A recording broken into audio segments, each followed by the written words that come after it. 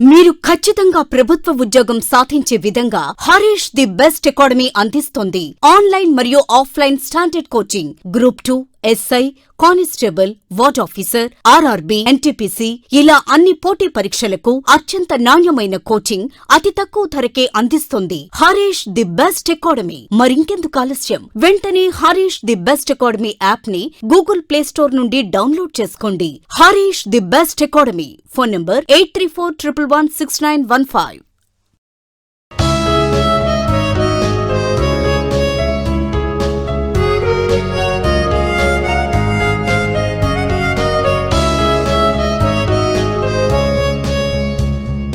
Hi friends, welcome to Harish academy. ఈరోజు వార్తల్లో నిలిచిన జాతీయ, అంతర్జాతీయ, రాష్ట్రీయ అంశాల గురించి, వార్తల్లో నిలిచిన వ్యక్తులు, అవార్డులు, పుస్తకాలు, మరి క్రీడా సంబంధిత సమాచారం, ఒక్కొక్క అంశాన్ని వివరంగా తెలుసుకునే ముందు కొన్ని హెడ్లైన్ చూద్దాం.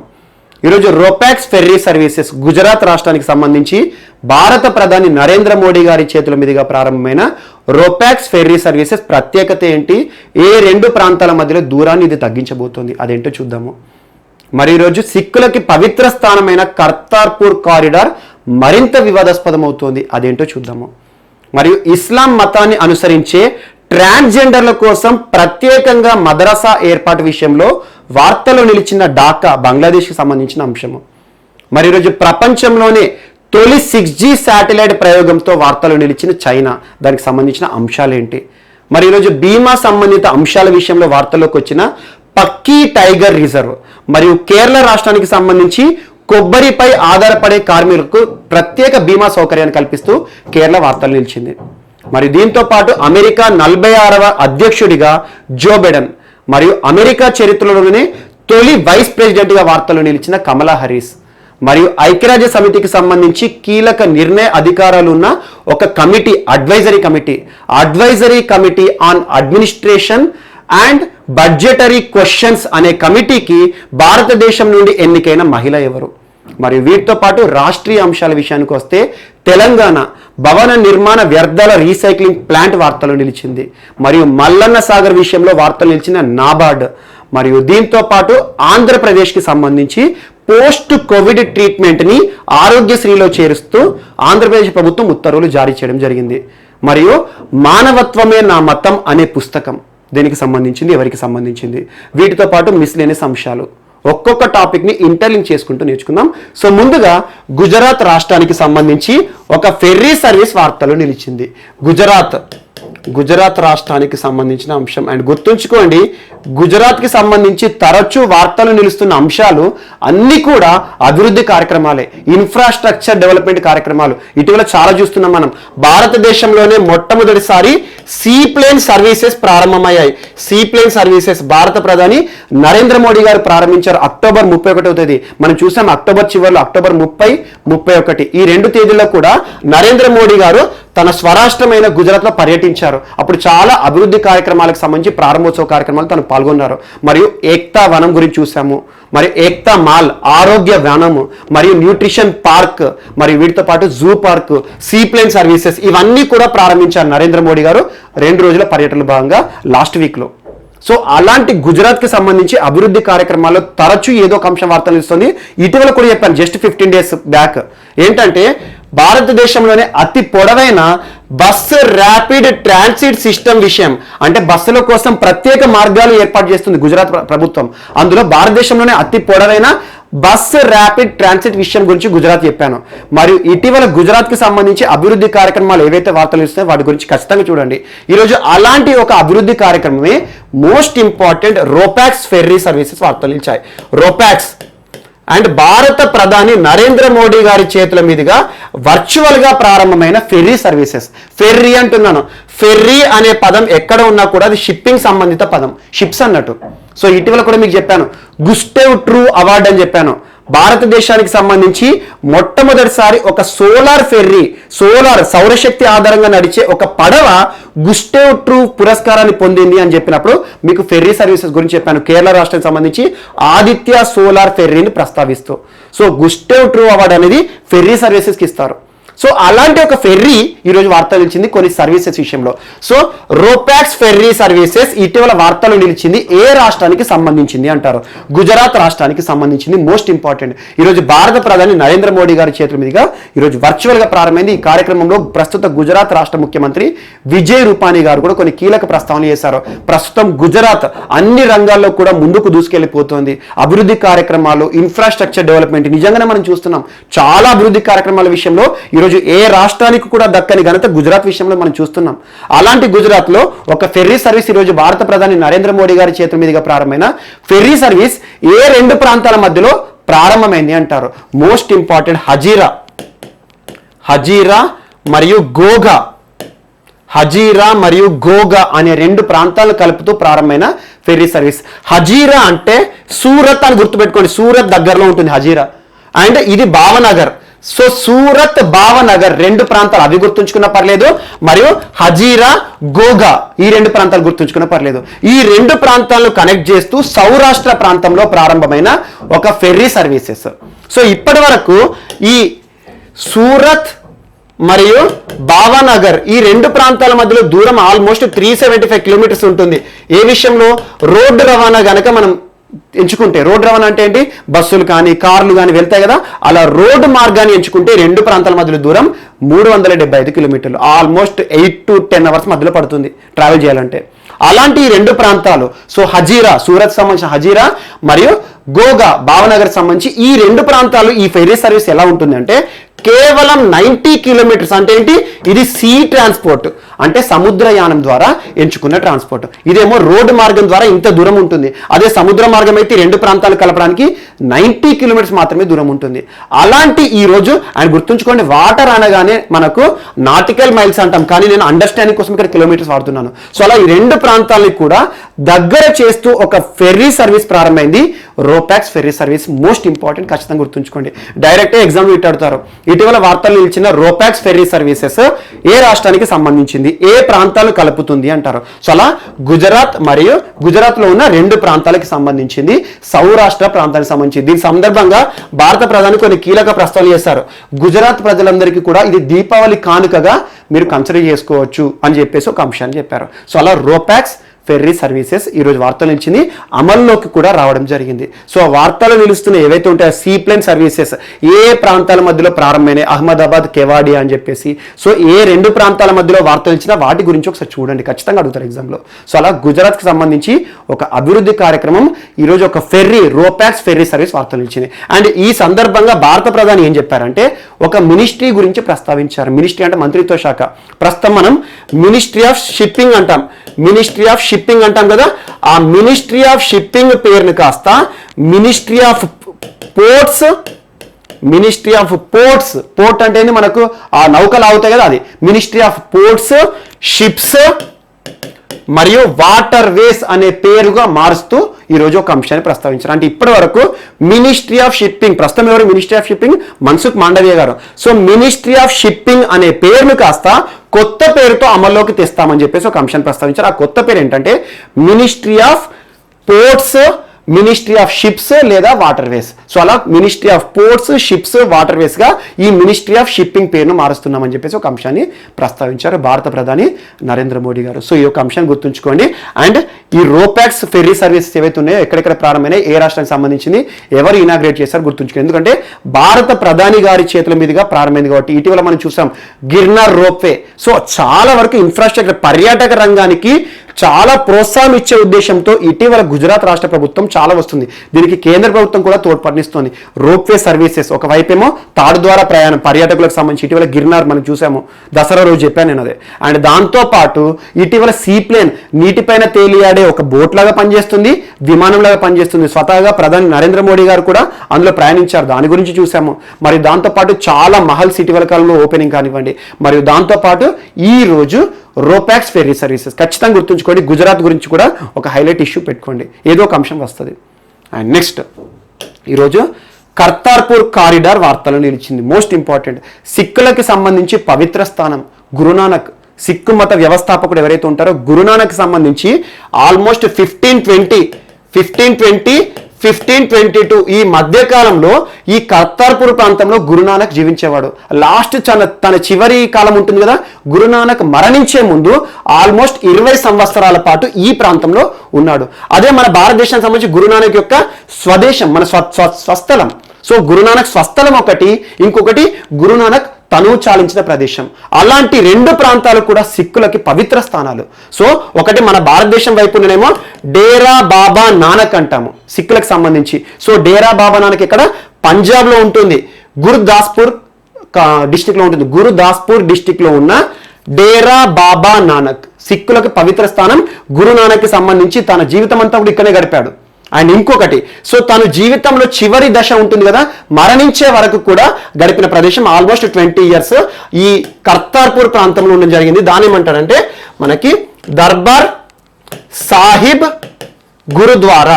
దర్బార్ సాహిబ్ గురుద్వారా అనే ప్రాంతం. సో దర్బార్ సాహిబ్ గురుద్వారా అనేదేమో పాకిస్తాన్ సైడ్ ఉంటుంది, మనకు డేరా బాబా నానక్ ఏమో భారత్ సైడ్ ఉంటుంది. రెండింటి మధ్యలో కూడా అంతర్జాతీయ సరిహద్దు, భారత్ పాక్ సరిహద్దు ఉంటుంది. మరి సిక్కులకి జీవితంలో ఒక్కసారైనా కూడా ఈ రెండు ప్రాంతాలని దర్శించుకోవాలి. కానీ మనం అధికారం పరంగా చూస్తే ఒకటి పాకిస్తాన్ అండర్ కంట్రోల్లో ఉంది, ఒకటి భారత్ అండర్ కంట్రోల్లో ఉంది. సో ఈ కారిడార్ నిర్మాణం మొత్తం కూడా ప్రధాని నరేంద్ర మోడీ గారి కాలంలో ప్రారంభమైపోయింది. లాస్ట్ ఇయర్ నుండి మనం చూస్తున్నాం. సో సిక్కులందరూ కూడా ఇక్కడికి వెళ్ళి వీసా ఫ్రీ మూవ్మెంట్ ఉంటుంది. సో ఎలాంటి వీసా అవసరం లేదు, డైరెక్ట్ ఇక్కడ నుండి ఇక్కడికి సిక్కులు దర్శనం చేసుకొని మళ్ళీ అక్కడ ఎక్కడ కూడా వెళ్ళదు, డైరెక్ట్గా ఇండియాకి వచ్చేవారు. సో ఇప్పటి వరకు ఈ గురునానక్ కి సంబంధించి ఈ కర్తార్పూర్ కారిడార్ ఉంది కదా, భారత సరిహద్దు నుండి జస్ట్ 2.5 kilometers ఉంటుంది అంతే పాకిస్తాన్ లో. సో అలా భారతదేశంలో ఈ ప్రాంతాన్ని సందర్శించుకొని వెంటనే ఈ ప్రాంతాన్ని కూడా చూసి వచ్చేవారు. అలా భారతదేశం బయట ఉన్న పాకిస్తాన్ లో ఉన్న ఈ సిక్కు మందిరం ఏదైతే ఉంటుందో గురునానక్ సంబంధించి ఆ దర్బార్ సాహిబ్ గురుద్వారా ప్రాంతాన్ని దర్శించుకొని సిక్కులు మళ్ళీ వెంటనే ఇండియాకి తిరిగి వస్తారు. జస్ట్ విత్ ఇన్ 1 hour లో అయిపోతుంది అంతా కూడా. అలా వీసా ఫ్రీ మూవ్మెంట్ కూడా ఉంటుంది. రెండు దేశాల యొక్క పరస్పర అంగీకారం ఇది. సో అలా సిక్కులకి పవిత్ర, అదే సిక్కులు ఇక్కడ ఉంటారు కదా, వారు ఈ ప్రాంతాన్ని కూడా దర్శించుకుంటారు. సో అలా పంజాబ్ ప్రావిన్స్ లో ఇది ఉంటుంది, అంతా కూడా Punjab province. So most important, ఇలాంటి పంజాబ్ ప్రావిన్స్ మరియు భారతదేశానికి సిక్కులు ఏవైతే ఉన్నాయో ఈ రెండు ప్రాంతాలను కలిపే కారిడార్ కి సంబంధించి నియంత్రణ ఉంటుంది కదా, దాని యొక్క నిర్వహణ నియంత్రణ బాధ్యతలు ఇప్పటి వరకు ఎవరు చూసుకున్నారంటే గురు శిరోమణి గురుద్వారా ప్రబంధక్ కమిటీ. శిరోమణి గురుద్వారా ప్రబంధక్ కమిటీ ఏ దేశానికి సంబంధించి?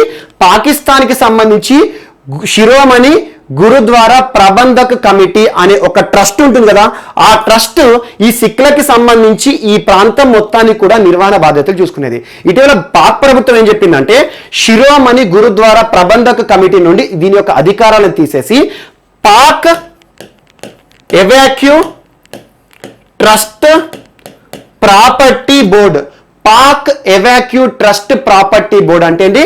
పాకిస్తాన్కి సంబంధించి ఒక ముస్లిం సంస్థకు దీని యొక్క నిర్వహణ బాధ్యతలను పాకిస్తాన్ ఇవ్వడం జరిగింది. అంటే ఆటోమేటిక్గా ఏంది, సిక్కుల నియంత్రణలో ఉండే దీని యొక్క అధికారాన్ని పాకిస్తాన్ ఇస్లాం అండర్ కంట్రోల్లో ఉండే ఒక ట్రస్ట్ కి బాధ్యతను అప్పచెప్పింది. ఆటోమేటిక్ ఏమవుతుంది, భారతదేశంలోని సిక్కులకి మరియు ఈ దేశంలో ఉండే సిక్కులందరికీ కూడా చాలా వరకు కూడా మనస్పర్ధలు రావడం జరిగింది. పాకిస్తాన్ పై విమర్శిస్తున్నారు.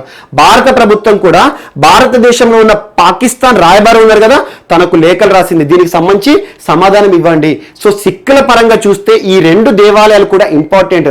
ఇందులో పాకిస్తాన్ సైడ్ ఉన్న ఈ దేవాలయం నిర్వహణ బాధ్యతని పాకిస్తాన్ వేరే సంస్థకి ఎందుకు ఇచ్చింది? అందులో కూడా ఇస్లాం ఆధారంగా పనిచేసే ఒక సంస్థకి ఇవ్వడంలో మీ యొక్క ఉద్దేశం ఏంటి? ఈరోజు సిక్కుల యొక్క మనోభావాలు దెబ్బతింటున్నాయి అని చెప్పేసి లేఖలు రాయడం జరిగింది. సో దీనికి సంబంధించి రెండు దేశాల మధ్యలో కూడా విమర్శలు చోటు చేసుకున్నాయి. వీరేమంటున్నారు, మా దేశం మా ఇష్టం, మేము ఎవరికైనా ఇచ్చుకుంటామంటారు. కానీ దీని నిర్వహణ బాధ్యతలు ఇప్పటి వరకు చూసుకుంటున్నా ఒక సిక్ సంస్థను పక్కకు పెట్టడం అనేది చాలా వరకు కూడా వివాదాస్పదం అవుతుంది. అదొక్కటే అంశం ఈరోజు వార్తలు ఇచ్చింది. అండ్ ఈ కర్తార్పూర్ కారిడార్ కి సంబంధించి ఇప్పటి వరకు 3 సార్లు చెప్పాను. సో కర్తార్పూర్ కారిడార్ ఇటీవల ప్రారంభోత్సవ కార్యక్రమం కానివ్వండి, ఆల్మోస్ట్ 3 months బ్యాక్ చెప్పాను, అది ఇమేజ్ చేశాను. సో ఈ రోజు మీకు ఈ ప్రాంతం మొత్తం చూపిస్తాను.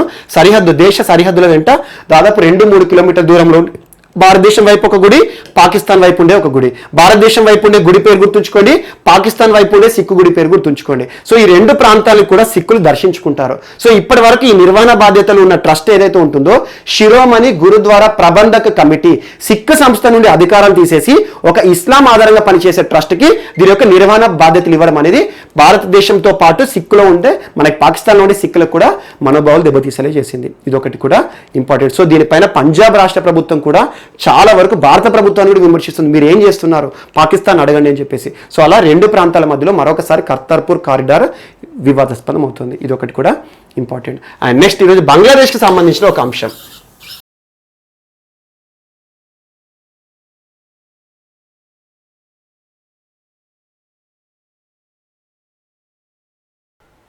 సో ఈరోజు మన నెక్స్ట్ టాపిక్ వచ్చేసి బంగ్లాదేశ్కి సంబంధించిన అంశం. బంగ్లాదేశ్ అండ్ మోస్ట్ ఇంపార్టెంట్, ఇటీవల మనం ఒక వర్గం గురించి ప్రత్యేకంగా తరచూ వార్తలు చూస్తున్నాం. ట్రాన్స్జెండర్లకి సంబంధించిన అంశం. ట్రాన్స్జెండర్స్, ఇటీవల ట్రాన్స్జెండర్స్ తరచూ వార్తలు ఇస్తున్నారు. చాలా అంశాలు మనం చూస్తున్నాం, ప్రతిసారి మీకు రివైజ్ చేస్తున్నాను. అంతేందుకు బీహార్ ఎన్నికలు ముగిశాయి, 3 విడతల్లో బీహార్ ఎన్నికలు జరిగాయి. 2వ విడత బీహార్ ఎన్నికల ద్వారా భారతదేశంలోనే మొట్టమొదటి ఒక ట్రాన్స్జెండర్ తన యొక్క విధులను నిర్వర్తించారు ప్రిసైడింగ్ అధికారిగా. ఆ అంశాన్ని చెప్పాను మీకు, మోనికా దాస్ అని తన పేరు కూడా చెప్పాను. సో అలా మోనికా దాస్ భారతదేశంలోనే మొట్టమొదటి ట్రాన్స్జెండర్ ప్రిసైడింగ్ అధికారిగా చరిత్రకెక్కారు. మోస్ట్ ఇంపార్టెంట్, ఇటీవల జరిగిన బీహార్ 2వ దశ ఎన్నికల్లో తన వార్తలు నిలిచారు. సో తన గురించి ఆల్మోస్ట్ 1 మంత్ బ్యాక్ మనం చూసాం. అండ్ ఇటీవల నోయిడా మెట్రో రైల్ కార్పొరేషన్ ఏదైతే ఉంటుందో, నోయిడా మెట్రో రైల్ కార్పొరేషన్ పరిధిలో ఉన్న 50th సెక్టార్ 50వ సెక్టార్ స్టేషన్, రైల్వే స్టేషన్ ని ప్రైడ్ స్టేషన్ గా గుర్తించి ట్రాన్స్జెండర్ల కోసం అంకితం ఇవ్వడం జరిగింది. నోయిడా వార్తలు ఇచ్చింది, మోస్ట్ ఇంపార్టెంట్. అండ్ దాంతో పాటు ఇటీవల ట్రాన్స్జెండర్లకి ప్రత్యేక గుర్తింపు కార్డులు ఇస్తూ ఢిల్లీ ప్రభుత్వం ముందుకు వచ్చింది. ప్రభుత్వం నుండి వచ్చే అన్ని సౌకర్యాలు కూడా వారికి కల్పిస్తామని వారికి గుర్తిస్తూ వారి కోసం ప్రత్యేక గుర్తింపు కార్డులు కూడా ఇవ్వడం జరిగింది. అండ్ అంతకుముందు ఒడిషా రాష్ట్ర ప్రభుత్వం, ఆ రాష్ట్రంలో ఇప్పటికే అమలవుతున్న మధుబాబు పెన్షన్ యోజన, సో రాష్ట్రంలో అమలవుతున్న పెన్షన్ కార్యక్రమం ఏదైతే ఉంటుందో మధుబాబు పెన్షన్ యోజనలో ట్రాన్స్జెండర్ అని కూడా చేరుస్తూ వారి రాష్ట్రంలో ఉన్న ట్రాన్స్జెండర్లందరినీ కూడా ఆదుకుంటుంది. సో అలాంటి ట్రాన్స్జెండర్లకు సంబంధించి ఖచ్చితంగా చూడండి, మీకు ప్రతిసారి గుర్తు చేస్తున్నాను, రానున్న ఎగ్జామ్స్ లో వస్తాయి. అండ్ ట్రాన్స్జెండర్ గురించి చెప్పిన ప్రతిసారి కూడా మీకు ఒక చట్టాన్ని చెప్తున్నాను, transgender persons protection of rights act 2019, transgender కి ఇవ్వబడిన హక్కులను పరిరక్షించే ఒక చట్టం 2019లో పార్లమెంట్ తీసుకొచ్చింది. సో అలాంటి ట్రాన్స్జెండర్లు ఈరోజు ప్రపంచవ్యాప్తంగా కూడా మరొక అంశంలో వార్తలు ఇచ్చారు, అందులో బంగ్లాదేశ్కి సంబంధించిన అంశం. సో బంగ్లాదేశ్ ప్రభుత్వానికి సంబంధించి ఇటీవల మనం కొన్ని అంశాలు, నో మాస్క్ నో సర్వీసెస్ అని, మరియు రేప్ చేసిన వారు ఎవరైతే ఉంటారో బంగ్లాదేశ్లో రేప్ నిందితులు వారందరికీ కూడా మరణశిక్ష విధిస్తూ ఇటీవల చట్టం తీసుకొచ్చింది బంగ్లా ప్రభుత్వం. సో అలాంటి బంగ్లాదేశ్లో ట్రాన్స్జెండర్ల కోసం ప్రత్యేకంగా మొట్టమొదటి మదరసాలను ఏర్పాటు చేస్తూ బంగ్లా వార్తలు నిలిచింది. Most important. సో మొట్టమొదటి ప్రపంచంలోనే ట్రాన్స్జెండర్ల కోసం మొట్టమొదటి మదరసా ఏ దేశంలో అమల్లోకి వచ్చింది అంటారు? ఢాకాలో నిన్నటి రోజున ప్రారంభమైంది. ఢాకా. సో ఢాకా కేంద్రంగా మదరసా, ప్రపంచంలోనే మొట్టమొదటి మదరసా ఎవరి కోసం? ట్రాన్స్జెండర్ల కోసం. ఈరోజు ఇస్లాం మతాన్ని ఆచరించే వారందరికీ కూడా మదరసా అనేది చాలా ఇంపార్టెంట్. సో చాలాసార్లు కొన్ని ప్రశ్నలు అడుగుతారు, మదరసా అంటే ఇస్లాంకి సంబంధించి వారి యొక్క ప్రవచనాలు ఏవైతే ఉంటాయో మహమ్మద్ ప్రవక్తకి సంబంధించి కానివ్వండి, వారి యొక్క ఖురాన్ ఏదైతే ఉంటుందో ఖురాన్కి సంబంధించిన అంశాల గురించి బోధించడం, వారి యొక్క మత నియమాలు ఆచరణలు ఉంటాయి కదా, అవన్నీ కూడా మదరసాల్లో బోధిస్తారు. సో ఇస్లాం వేద పాఠశాల అనొచ్చు మనం. సో అలా మనకు హిందువులకు సంబంధించి అగ్రహారాలు ఉంటాయి. అగ్రహారాలు ఏవైతే ఉంటాయి, వేద పాఠశాలలు కాదు, అగ్రహారాల లాగానే ముస్లింలలో మద్రసాలు ఉంటాయి. వారి యొక్క మసీద్ ఉంటుంది కదా, ఆ మసీదుకు ఆనుకొని కొన్ని ప్రత్యేక పాఠశాల లాగా ఆ ఇస్లాం మతాన్ని ఆచరించే వారి పిల్లలు ఉంటారు కదా, వారికి ప్రత్యేకంగా ఖురాన్ పైన శిక్షణ ఇస్తారు. అలా హిందువుల్లో అగ్రహారాలు దేవాలయం పరిధిలో ఉంటాయి, దేవాలయ పరిసర ప్రాంతాలు కదా, అలా దేవాలయాలకు ఆనుకున్న పాఠశాలలు. సో అలా హిందువులో అగ్రహారాలు ఎలాగనో ఇస్లాంలో మదరసాలు అలాగే మోస్ట్ ఇంపార్టెంట్. సో అలాంటి మతానికి సంబంధించి మోస్ట్ ఇంపార్టెంట్, ఇస్లాం మతాన్ని ఆచరించే ట్రాన్స్జెండర్ల కోసం ప్రత్యేకంగా ప్రపంచంలోనే మొట్టమొదటి మదరసా ఏ దేశంలో వచ్చింది, ఎక్కడ వచ్చింది అంటారు? ఢాకా. Most important. సో ఇక్కడ మనకి ట్రాన్స్జెండర్ సంబంధించి బంగ్లాదేశ్ ఈ రోజు వార్తలు నిలిచిన అంశం ఖచ్చితంగా గుర్తుంచుకోండి. సో ఇటీవల ఇస్లాం మతానికి సంబంధించి లేదా ట్రాన్స్జెండర్ల కోసం ప్రత్యేకంగా మదరసాల ఏర్పాటు, మొట్టమొదటి మదరసా ఎక్కడ ఏర్పడింది అంటారు? ఢాకా, బంగ్లాదేశ్లో ఏర్పడింది. సో మోస్ట్ ఇంపార్టెంట్, ఈరోజు ఇస్లాం మతం ఏదైతే ఉంటుందో ఇస్లాం కేంద్రంగా ఉన్న బంగ్లాదేశ్లో ఈరోజు ట్రాన్స్జెండర్లు ఎవరైతే ఉంటారో ఇస్లాం మతాన్ని ఆచరించే వారికి వారందరికీ కూడా హక్కులు కల్పించాలి. సో ప్రేయర్స్ అనేవి ప్రతి ఒక్కరు కూడా ఇంపార్టెంట్. ప్రతి ఒక్కరు నమ్మకాలు ఉంటాయి. కొంతమంది దేవుని నమ్ముతారు, కొంతమంది నమ్మరు, అతిష్టు ఉంటారు కొంతమంది. సో అలాంటి వారు ఎవరైతే ఉంటారో దేవుని ఆచరించేవారు, అలాంటి వారి కోసం ఏ వర్గంలో ఉన్న మనకి మెన్ అయినా విమెన్ అయినా ట్రాన్స్జెండర్స్ అయినా ఎవరి కోసమైనా కూడా ఈరోజు మత నియమాలు ఆచరించడానికి వారికి కావాల్సిన ప్రత్యేక సౌకర్యాలు కేటాయించాలని చెప్పేసి ట్రాన్స్జెండర్ల కోసం ప్రత్యేక మద్రసా బంగ్లాదేశ్లో ప్రారంభమైంది. Most important. ఖచ్చితంగా దీనికి సంబంధించిన బిట్ రావచ్చు. ఇటీవల బంగ్లాదేశ్ ఎలాంటి అంశాలతో వార్తలు నిలుస్తుంది, వీటి గురించి కూడా ఖచ్చితంగా చూడండి. అలా ట్రాన్స్జెండర్లు అండ్ ఇటీవల కొన్ని అంశాలు, ముఖ్యంగా ట్రాన్స్జెండర్లకు మరియు సెక్స్ వర్కర్స్ ఎవరైతే ఉంటారో వారి కోసం రేషన్ ఇస్తూ ఆంధ్రప్రదేశ్ రాష్ట్రం వార్తలు నిలిచింది. రేషన్ సంబంధిత అంశం జస్ట్ 2 days బ్యాక్ చెప్పాను. సో ఇలాంటి అంశాలు ఏమైనా వస్తే వాటి గురించి ఖచ్చితంగా లింక్ చేసుకోండి. సో ట్రాన్స్జెండర్ల గురించి మనం చర్చించుకున్న ముఖ్యమైన అంశాలు ఇవన్నీ. సో ఇవన్నీ కూడా మీరు యాడ్ చేసుకోండి. ట్రాన్స్జెండర్ల కోసం ప్రత్యేక మదరసా బంగ్లాదేశ్లో ఏర్పడింది. సో అదొకటి ఢాకా కేంద్రంగా పనిచేస్తుంది, మొట్టమొదటిది. అండ్ నెక్స్ట్ ఈరోజు హర్యానా వార్తలో నిలిచింది. హర్యానా. సో హర్యానా రాష్ట్రానికి సంబంధించి ప్రస్తుతం అసెంబ్లీ సమావేశాల్లో కొన్ని కీలక అంశాల గురించి ఆల్రెడీ మీకు చెప్పాను. జస్ట్ 1 day బ్యాక్ 75% రిజర్వేషన్, స్థానికులకే 75%, ప్రైవేట్ రంగంలో కూడా రిజర్వేషన్ కల్పిస్తూ హర్యానా అసెంబ్లీ వారు ప్రవేశపెట్టిన బిల్లుకి తీర్మానం ఏదైతే ఉంటుందో ఆ తీర్మానాన్ని ఆమోదించడం జరిగింది.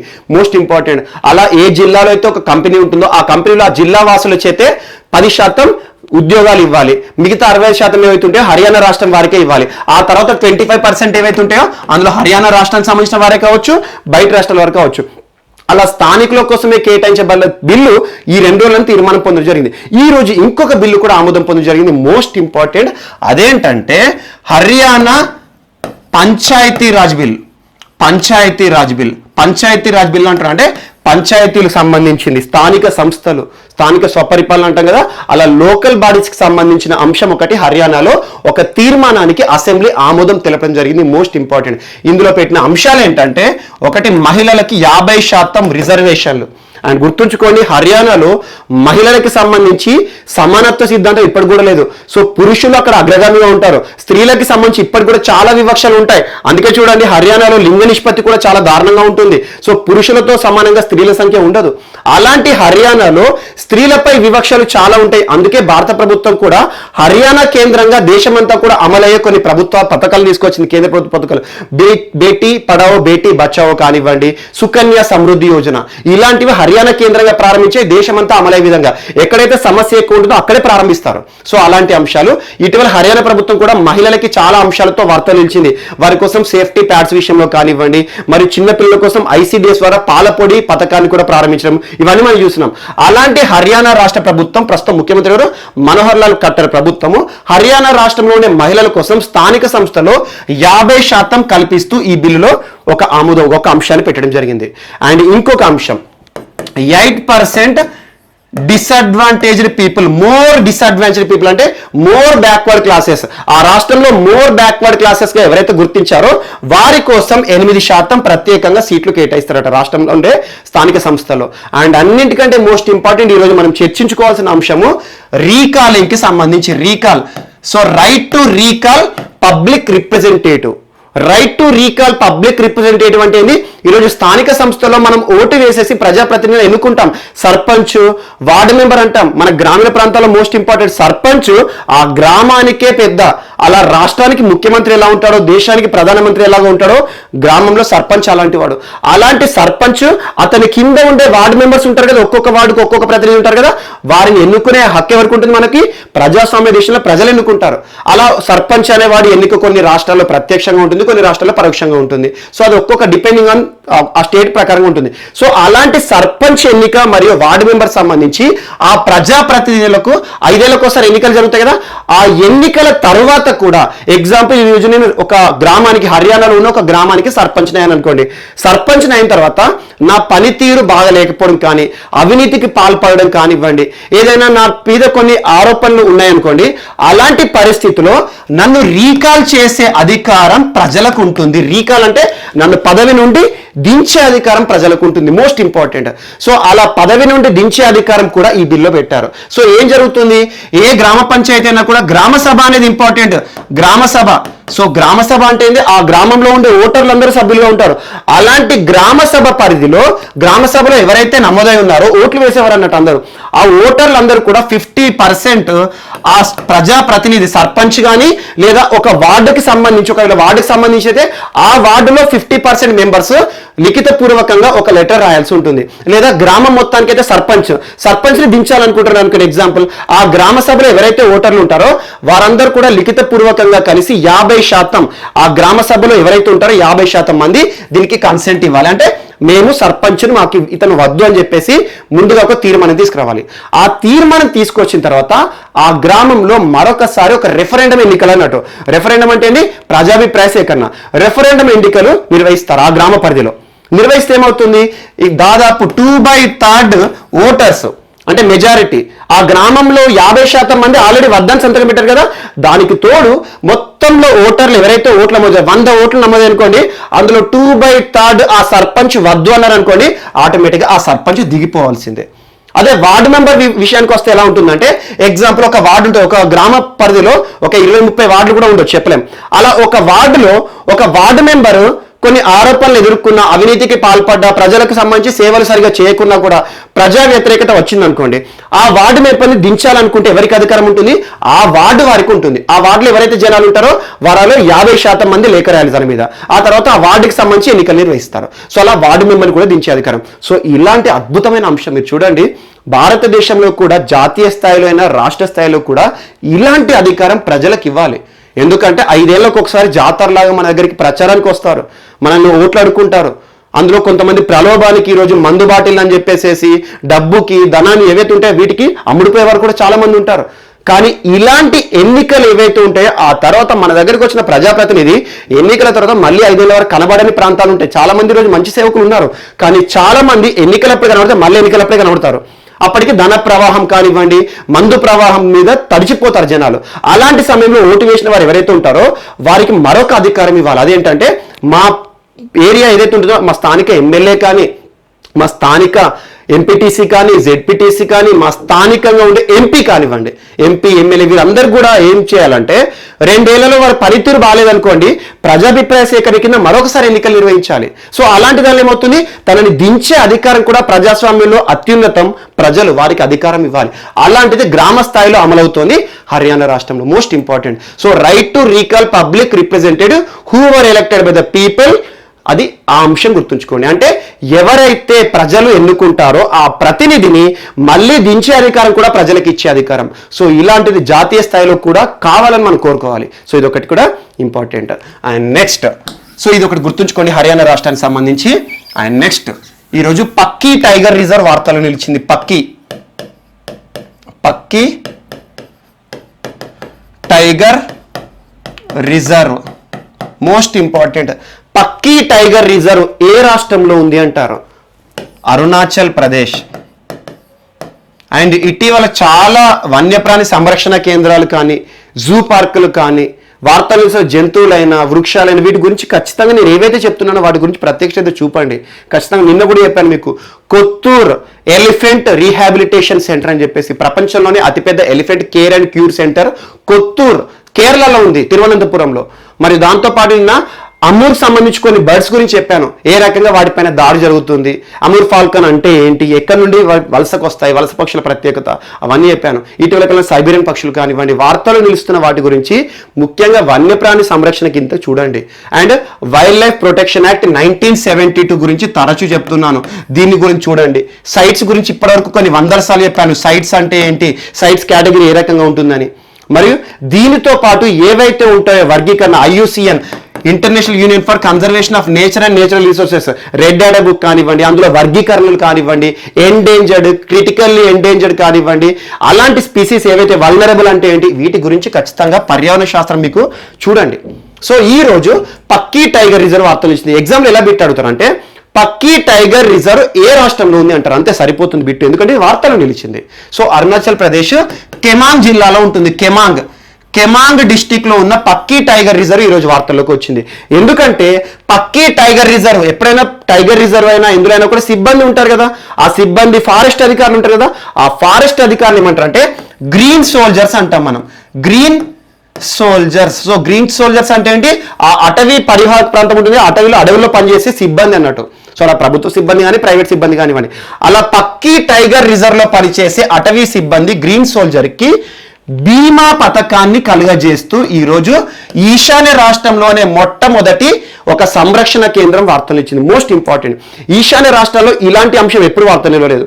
సో ఈశాన్య రాష్ట్ర సంబంధించి నేను ఇంకొక అంశం చెప్పాను, ఈశాన్య రాష్ట్రాల నుండి మొట్టమొదటి వ్యక్తి హాకీ ఇండియాకి భారతదేశానికి సంబంధించి అధ్యక్షునిగా రావడం జరిగిందని చెప్పాను. అలా జ్ఞానేంద్ర నింగోంబం గురించి చెప్పాను. సో అలాంటి ఈశాన్య రాష్ట్రం నుండి ప్రథమ వ్యక్తుల గురించి కానివ్వండి, ఏది ప్రత్యేక నిలిచినా చూడండి. సో ఈ రోజు ఒక టైగర్ రిజర్వ్ వార్త నిలిచింది. ఈశాన్య రాష్ట్రాలు ఏవైతే ఉంటాయో ఈశాన్య రాష్ట్రాల్లోనే మొట్టమొదటిసారి ఈ గ్రీన్ సోల్జర్స్ అటవీ సిబ్బందికి బీమా సౌకర్యం అంటే ఏంటి, ఇన్సూరెన్స్ సౌకర్యాలు కల్పిస్తూ పక్కీ టైగర్ రిజర్వ్ వార్తలు నిలిచింది. సో దీనికి ఏం జరుగుతుందంటే ఎవరైతే ఈ గ్రీన్ సోల్జర్స్ అడవిలో పనిచేసే సిబ్బంది ఉంటారో వారిపైన చాలా ప్రమాదాలు ఉంటాయి. కొన్ని సందర్భాల్లో అడవిలో సంచరించేటప్పుడు బీట్ ఆఫీసర్ లాగా ఉంటారు కదా, వారికి ఏమవుతుందంటే ఎనిమల్స్ వారిపైన దాడి చేయొచ్చు, ఆ దాడిలో ప్రాణాలు కోల్పోవచ్చు, లేదా జీవితకాలం ఏదైనా అంగవైకల్యం కూడా సంభవించవచ్చు. అలాంటి ప్రమాదాలను దృష్టిలో ఉంచుకొని ఈ పక్కీ టైగర్ రిజర్వ్ ప్రాంతంలో పనిచేసే సిబ్బంది అందరికీ కూడా బీమా సౌకర్యాన్ని కల్పిస్తామని చెప్పేసి ముందుకు రావడం జరిగింది. దీనికోసం ఎవరు స్పాన్సర్ చేస్తున్నారు ఎకనామికల్గా అంటే wild life trust of India. Wild life trust of India ఈ సంస్థ వీరి కోసం ఇన్సూరెన్స్ సంబంధిత ఆర్థిక సౌకర్యాలు కేటాయిస్తుంది. సో ఏం చేస్తారంటే యువతరం ఉన్నాడు అనుకోండి, ఎగ్జాంపుల్ 30-40 ఆ ఏజ్ లో ఉన్నారనుకోండి ఉద్యోగి, అందులో ఇతనికి ఏమైనా వైకల్యం కానీ శాశ్వత వైకల్యం కానీ ప్రాణం కోల్పోయిన అనుకోండి ₹1,00,000 బీమా సౌకర్యాన్ని కల్పిస్తారు. అదే రిటైర్మెంట్ కి చేరువలో ఉన్నారనుకోండి, తనపైన దాడి జరిగితే ₹50,000 బీమా సౌకర్యం కల్పిస్తారు. హాస్పిటల్ సౌకర్యాలు కానివ్వండి, వారి కోసం ఏదైతే ఉంటుందో ఎక్స్గ్రేసియా సంబంధిత అంశాలాగా. అలా గుర్తుంచుకోండి ఎంత ఇస్తారన్నారు. కానీ ఈశాన్య రాష్ట్రంలోనే మొట్టమొదటిసారి అడవిలో పనిచేసే సిబ్బంది కోసము బీమా సౌకర్యాలు కల్పించే విషయంలో వార్తలు నిలిచిన వన్యప్రాణి సంరక్షణ కేంద్రం ఏదంటారు, పక్కీ టైగర్ రిజర్వ్, లేకపోతే దీన్ని ఏమంటారు అంటే పక్కువ ఏదన్నా ఒకటి, దాని చాలా పేర్లు ఉన్నాయి. పక్కీ టైగర్ రిజర్వ్ ఏ రాష్ట్రంలో ఉంది అంటారు, అరుణాచల్ ప్రదేశ్ సంబంధించి ఈ రోజున వార్తలు నిలిచిన అంశం. అండ్ నెక్స్ట్ ఇంకొకటి బీమా అని చెప్పాను కదా, ఇక్కడ ఇంకొక అంశం కూడా బీమాకి సంబంధించి వార్తలు నిలిచింది. కేరళ, నిన్న కేరళ గురించి కొత్తూరు చూసాం కదా, కొత్తూరు ఎలిఫెంట్ రిజర్వ్. ఈరోజు కేరళకి సంబంధించిన ఒక అంశం వార్తలు నిలిచింది.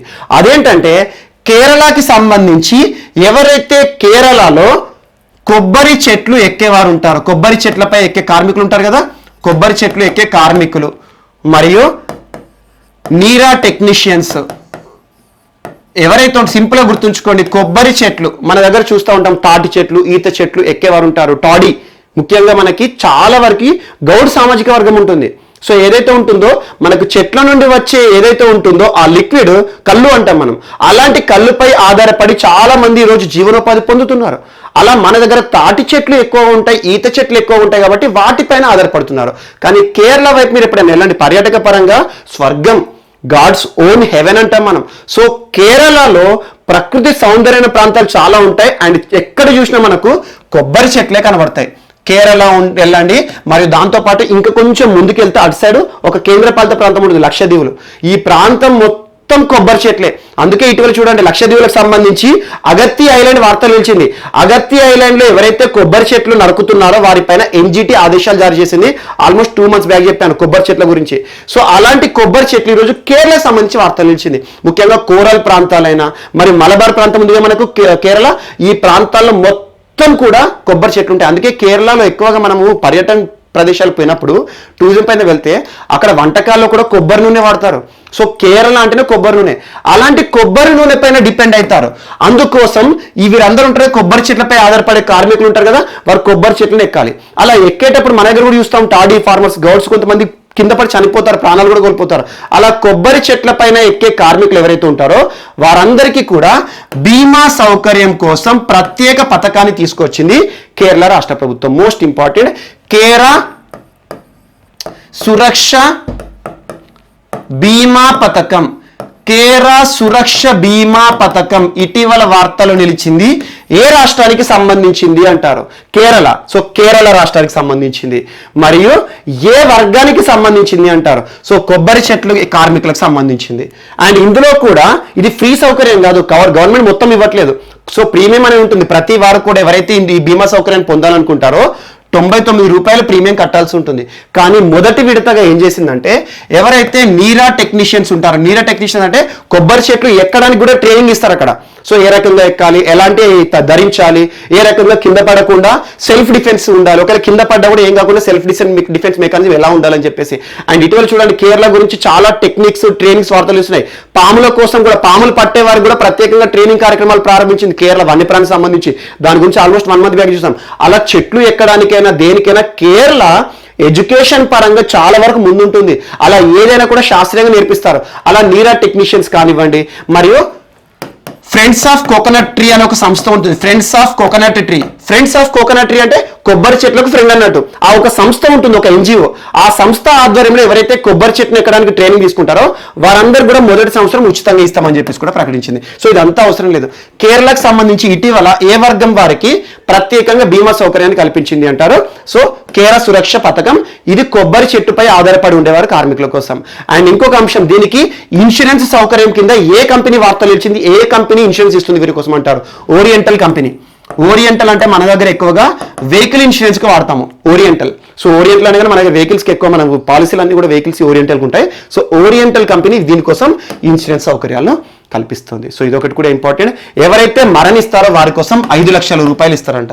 లేదా జీవితకాలం, లేదా శాశ్వత అంగవైకల్యం కానివ్వండి, లేదా ఏదన్నా కాలు చేతులు ఇరిగిపోతే 1 లక్ష రూపాయల వరకు బీమా సౌకర్యాన్ని ఇస్తామని చెప్పేసి కేరళ వార్తలు నిలిచింది. అండ్ ఇటీవల కేరళ కూడా తరచు వార్తలు నిలుస్తుంది చాలా అడ్వాన్స్డ్ టెక్నాలజీ విషయంలో. వన్యప్రాణులకు సంబంధించి పాములు పట్టే వారి కోసం ప్రత్యేకంగా ట్రైనింగ్ ఇవ్వడం కానివ్వండి, వారికి కూడా లైసెన్సులు ఇస్తుంది. మరి ఈ రోజున కొబ్బరి చెట్లు కానివ్వండి, అంతకుముందు గిరిజనులకు సంబంధించి నమత్ బసై, గిరిజనుల భాషలోనే కేరళ రాష్ట్ర ప్రభుత్వం విద్యాభ్యాసాన్ని అందిస్తోంది. Namath Basai, KITE Victers, first bell, మరియు దీంతో పాటు ఇటీవల Kerala Karshaka Kshema Nidhi board, so Kerala farmers welfare board భారతదేశంలోనే మొట్టమొదటి రాష్ట్రంగా వార్తలు నిలిచింది. ఆ రాష్ట్రంలో ఉండే వ్యవసాయ రైతులు ఉంటారు కదా, వారందరి కోసం ప్రత్యేక ఒక బోర్డు, ఒక సంస్థను ఏర్పాటు చేసింది. వ్యవసాయ రైతులకు అమలయ్యే అన్ని పథకాలను కూడా దాని కింద తీసుకొచ్చింది. దాని గురించి చూసాం మనం, కేరళ కర్షక క్షేమ నిధి బోర్డు. మరియు దాంతోపాటు కేరళ భారతదేశంలో మొట్టమొదటి రాష్ట్రం దేని విషయంలో?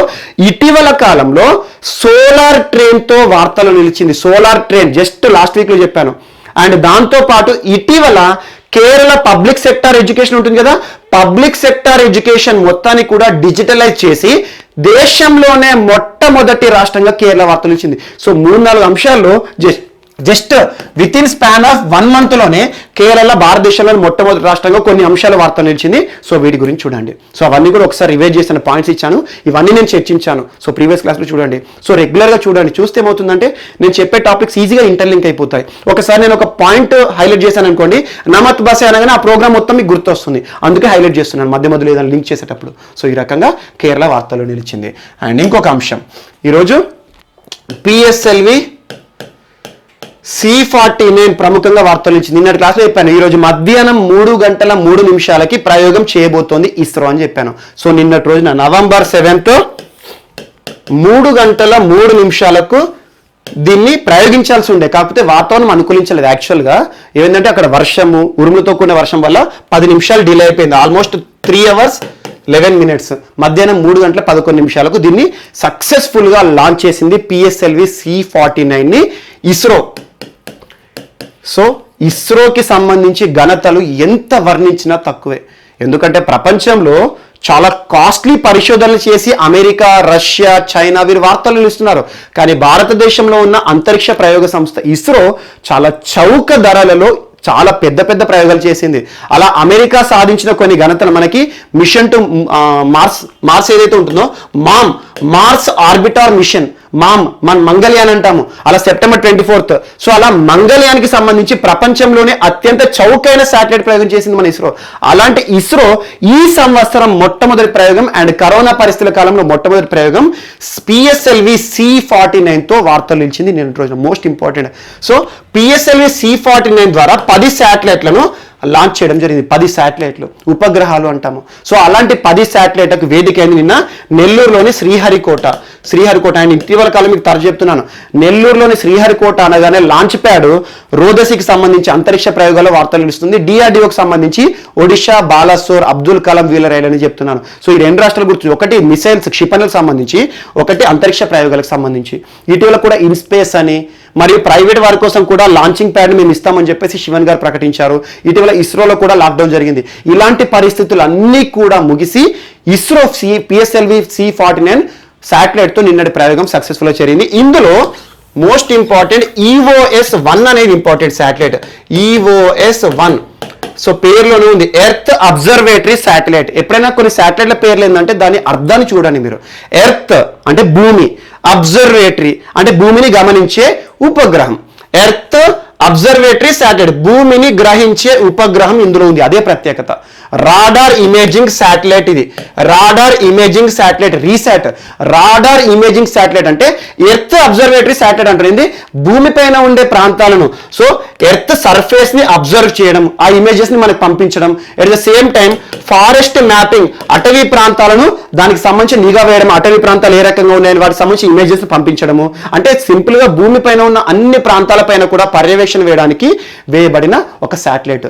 మరియు దాంతో పాటు మినరల్స్, మనకి మినరల్స్ ఇంపార్టెంట్. ఈరోజు ఎర్త్లో ఉండే మినరల్స్ కానివ్వండి, మరియు డిజాస్టర్ మేనేజ్మెంట్, ఎర్త్కి సంబంధించి మనకి సైక్లోన్ ఎఫెక్ట్ ఏ రకంగా ఉంది, ఏ తీరం వెంబడి ఏ రకంగా ఉంది, ఏ తీరాన్ని దాటింది, ఇలాంటివి మనం చూస్తూ ఉంటాం కదా.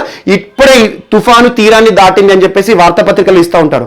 సో అలాంటి డిజాస్టర్ మేనేజ్మెంట్ కానీ, ఎర్త్ సర్ఫేస్ పైన ఉండే కండిషన్స్ మరియు ఎర్త్ పైన ఉండే మినరల్స్ సంబంధించిన జాడను చూపించడం కానివ్వండి, ఫారెస్ట్ అడవులకి సంబంధించి మ్యాపింగ్ చేయడం కానివ్వండి, ఇలాంటి అన్ని సౌకర్యాలు ఒకే వాడు గుర్తుంచుకోండి, EOS ఎర్త్ అబ్జర్వేటరీ శాటిలైట్. అంటే భూమిని గమనించే ఒక ఉపగ్రహాన్ని ప్రయోగించడం జరిగింది. అది ఇందులో speciality, radar imaging satellite. And దీంతో పాటు లిథువేనియాకి సంబంధించిన ఒక శాటిలైట్, అండ్ లగ్జంబర్గ్కి సంబంధించిన 4 శాటిలైట్, 4 ఉపగ్రహాలు, అమెరికాకి సంబంధించిన 4 ఉపగ్రహాలు, ప్లస్ మన EOS-1. సో టోటల్గా 10 శాటిలైట్లను సక్సెస్ఫుల్గా ప్రయోగం చేసింది. ఈ ప్రయోగం అంతా కూడా 19 నిమిషాల్లో ముగిసిపోయింది. 19 నిమిషాలు, జస్ట్ 19 మినిట్స్ అయిపోయింది. ఇందులో ఫస్ట్ ఆల్మోస్ట్ ఎర్త్ సర్ఫేస్ నుండి 575 కిలోమీటర్ల పరిధిలో మన EOS-ని ఫస్ట్ లాంచ్ చేయడం జరిగింది. ఆ తర్వాత ఇవి ఏవైతున్నాయో వీటన్నిటి కూడా విడిచిపెట్టేసింది. అలా PSLV C49. సో C49 గుర్తుంచుకోండి, ఇది ఇస్రో చేసిన 51వ ప్రయోగం. సో ఇదొకటి కూడా ఇంపార్టెంట్. సో ఈ రకంగా ఇస్రోకి సంబంధించి PSLV సిరీస్లో C49 ప్రత్యేకత ఏంటి అంటారు. సో ఈ PSLV C49 కానీ ఇది PSLVలో 51st ప్రయోగం. ఇదొకటి కూడా గుర్తుంచుకోండి. అండ్ ఎర్త్ అబ్జర్వేటరీ శాటిలైట్ అంటే పేరులోనే ఉంటుంది. ఏదైనా శాటిలైట్ ఉంటుంది కదా, అలా పేరులో దాని అర్థాన్ని చూస్తే మనకి ఇచ్చే ఇన్ఫరెన్సెస్లో ఖచ్చితంగా మనము మీనింగ్ చూసేస్తే ఆటోమేటిక్గా ఇన్ఫరెన్సెస్ గుర్తుపడతాం. సో ఈ రకంగా ఇస్రో ప్రయోగించిన PSLV C49 సక్సెస్ఫుల్గా అనుకున్న లక్ష్యాన్ని చేరింది. సో ఇస్రో సాధించిన మరొక ఘనత PSLV C49. సో ఇదొకటి ఇంపార్టెంట్. అండ్ నెక్స్ట్ ఈరోజు ఇంకొకటి, చైనాకి సంబంధించిన ఒక శాటిలైట్ను కూడా ప్రయోగం చేయడం జరిగింది, 6G శాటిలైట్. అదేంటో చూద్దాం.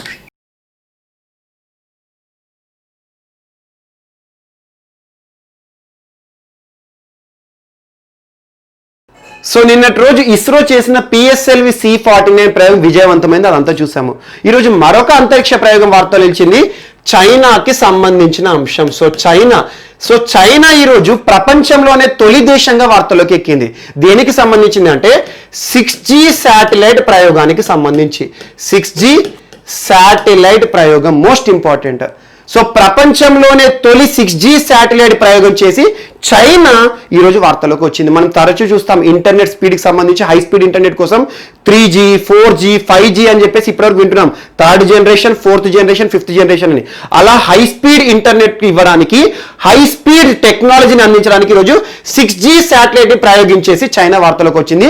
దీనికి సంబంధించి అధికారికంగా ఏ రాకెట్ ప్రయోగం జరిగింది, మరి లాంగ్ మార్చ్ సిరీస్ ఏంటని చెప్పేసి ఇప్పటివరకు తెలియలేదు. కాకపోతే వార్తాపత్రికల్లో మాత్రం వచ్చిన ఇన్ఫర్మేషన్ ప్రకారం ప్రపంచంలోనే తొలి 6G శాటిలైట్ ప్రయోగంతో చైనా వార్తలోకి వచ్చింది. నిన్నటి రోజున జరిగింది ప్రయోగం అని చెప్పేసి ఒక అంశం వార్తలోకి వచ్చింది. మరి ఈ శాటిలైట్ తో పాటు మరొక 12 శాటిలైట్లను కూడా చైనా లాంచ్ చేయడం జరిగింది. మరొక 12 శాటిలైట్ యొక్క ప్రత్యేకత ఏంటంటే ఇవన్నీ కూడా ఎర్త్ అబ్జర్వేటరీ శాటిలైట్స్. అంటే ఏంటంటే సింపుల్ గా భూమి పైన జరుగుతున్న అంశాలు ఏవైతే ఉంటాయో వాటిని గమనించడానికి. ఎగ్జాంపుల్ ఫారెస్ట్ మ్యాపింగ్ కానివ్వండి, మినరల్ రిసోర్సెస్ వాటికి సంబంధించిన లభ్యత ఏ ప్రాంతాల్లో వాటి యొక్క లభ్యత ఉంటుందని, మరియు విపత్తు నిర్వహణకు సంబంధించి విపత్తుని ప్రికాషన్ చేసే ఉద్దేశంతో కానివ్వండి, ఇలాంటి అంశాలను దృష్టిలో ఉంచుకొచ్చి ఎర్త్ అబ్జర్వేటరీ శాటిలైట్ ను కూడా లాంచ్ చేశారు వీటితో పాటు అని చెప్పేసి ఒక అంశం ప్రిలిమినరీగా రావడం జరిగింది. సో ఈ యొక్క అంశాన్ని కూడా యాడ్ చేసుకోండి. బట్ అంత పెద్ద ఇంపార్టెంట్ కాదు, కాబట్టి డైరెక్ట్ బిట్ గుర్తుంచుకోండి.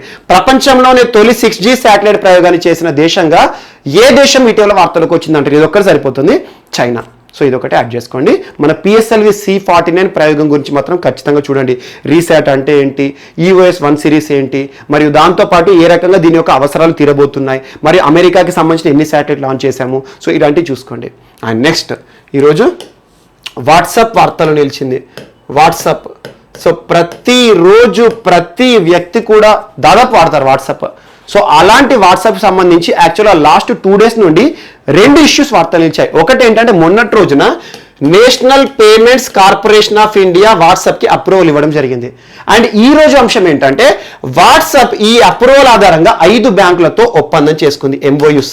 సో మోస్ట్ ఇంపార్టెంట్, ఇప్పటి వరకు మనకు బ్యాంకుకి సంబంధించి చాలా సులభతరమైన సౌకర్యాలు వస్తున్నాయి. ఒకప్పుడు బ్యాంకుకి వెళ్ళాలి, డబ్బులు జమ చేయాలి, వేరే వరకు సెండ్ చేయాలి, అలాంటివి ఉండేవి. అలాంటి కాంప్లెక్స్ ఇష్యూస్ని ఈరోజు సింప్లిఫైడ్గా ఎవరికి పంపాలనుకున్న బెనిఫిషియరీ అడ్రస్ ఏదైతే ఉంటుందో తన అకౌంట్ నెంబర్, తన నేమ్ కొట్టేసేసి మనం ఇప్పుడు ఇన్స్టెంట్గా కూడా మనీ ట్రాన్స్ఫర్ చేసే సౌకర్యాలు చూస్తున్నాం. అలా ఒక్కొక్క బ్యాంకు ఒక్కొక్క యాప్ని ఇస్తుంది. సో దాంతోపాటు ఇటీవల కాలంలో గూగుల్ పే కానివ్వండి, మరి దీంతో పాటు ఫోన్ పే అని చాలా వరకు డిజిటల్ ఎకానమీని ప్రోత్సహించడానికి మనకు చాలా యాప్స్ అందుబాటులోకి వస్తున్నాయి. ఈరోజు మనం అందరం కూడా వాడే messenger app WhatsApp. So WhatsApp ఇప్పటివరకు మనం ఇమేజెస్, వీడియోస్ లేదా ఏదైనా డాక్యుమెంట్స్ కానీ లేదా మెసేజ్ చాటింగ్ చేయడానికి వాడుకుంటాం.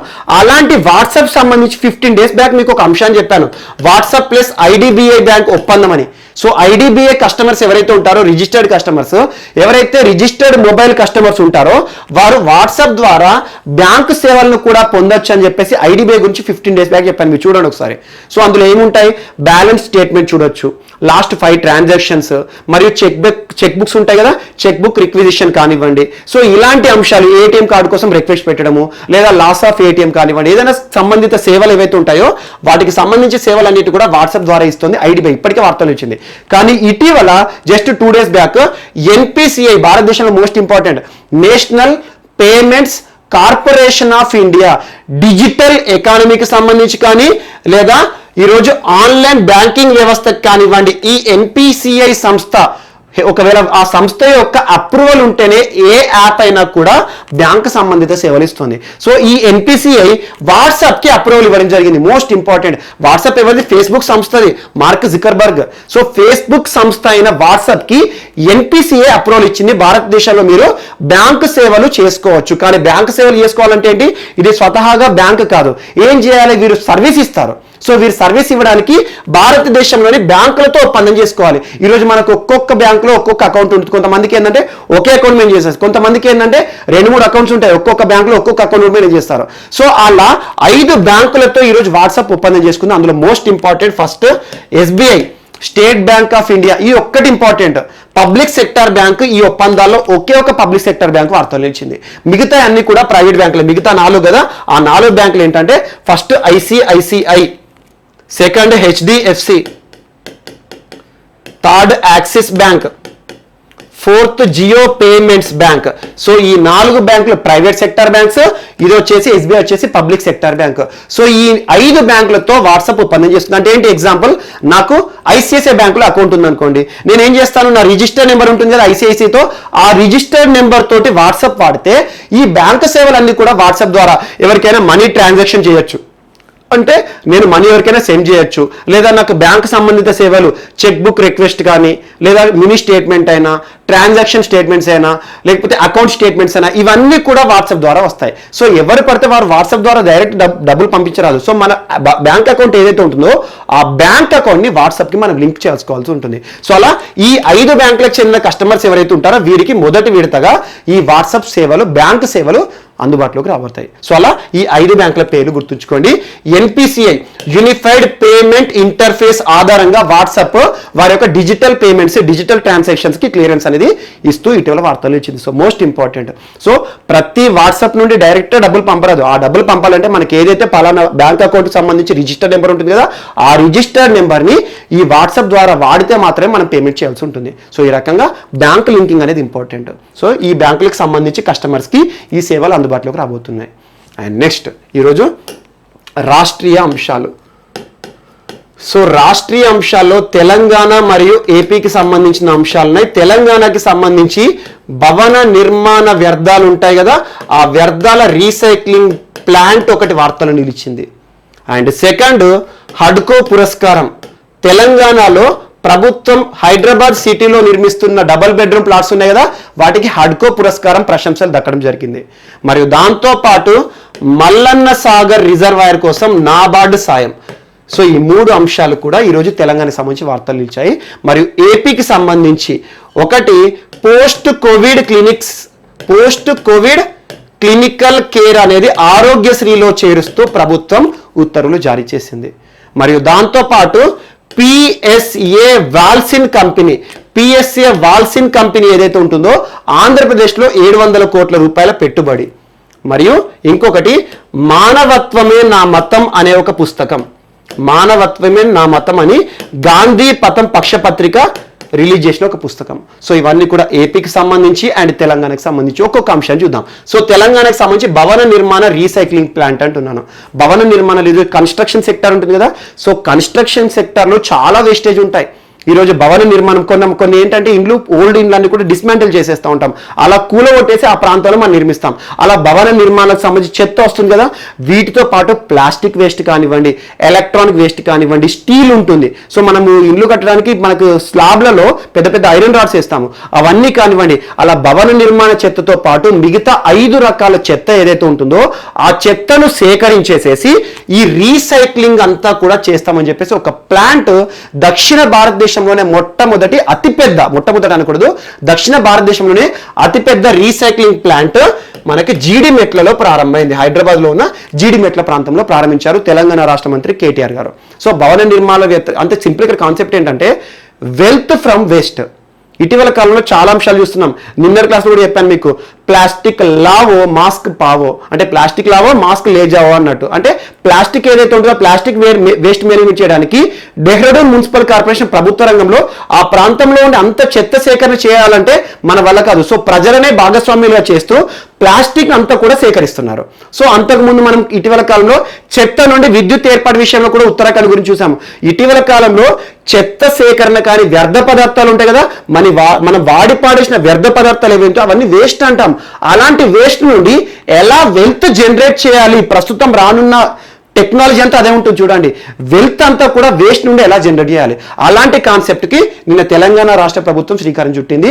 సో తెలంగాణ రాష్ట్రంలోనే మొట్టమొదటిది మరియు దక్షిణ భారతదేశంలోనే అతిపెద్ద భవన నిర్మాణ వ్యర్థాల రీసైక్లింగ్ ప్లాంట్ జీడిమెట్లలో కేటీఆర్ గారు ప్రారంభించారు. అలా 5 రకాల వ్యర్థ పదార్థాలు, ప్లాస్టిక్, ఈ వేస్ట్, భవన నిర్మాణం కానివ్వండి, కన్స్ట్రక్షన్ సెక్టార్లో ఉండే స్టీల్ వేస్ట్ కానివ్వండి, ఇలాంటి చెత్తను అంతా సేకరించేసి ఇక్కడ రీసైకిల్ చేస్తారు.